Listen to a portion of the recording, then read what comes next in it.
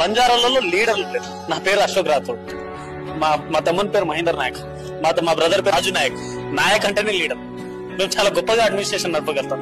ఒక్క రోజు రేవంత్ రెడ్డి గారి పక్క జరమని ఆనకంటే గొప్పగా సీఎం కుర్చీలో కూర్చొని అదే సీఎం హోదాను ఆనకంటే గొప్పగా ప్రజలు మెచ్చుకునేలాగా ప్రజాపాలన అంటే ఇది అనేది చూపించగల ధైర్యం, సామర్థ్యత, చదువుకున్నటువంటి మేధావులు, డాక్టర్లు, ఇంజనీర్లు, ప్రజలతోడే ఉండి ఈ రోజు గెలిచినటువంటి సీనియర్ నాయకులు మా దగ్గర ఉన్నారు. ఒకసారి అవకాశం ఇదని చెప్పండి.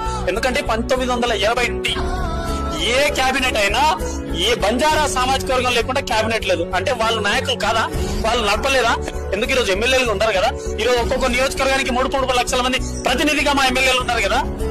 మరి అంత గొప్పగా మేము నడిపించగలం. ఇప్పుడు ఐఏఎస్ ఉన్నారు, అద్భుతంగా నడిపిస్తున్నాం కదా. ఐపీఎస్ ఉన్నాము, చీఫ్ సెక్రటరీలు ఉన్నాము, ఈ రోజు సెక్రటరీ ఉన్నాము కదా. బంజారాలే కదా, నాయకులే కదా, నాయకే కదా, లీడరే కదా. మరి ఎందుకండి లీడర్ అనేది లోపం మాకు చూపిస్తుంది.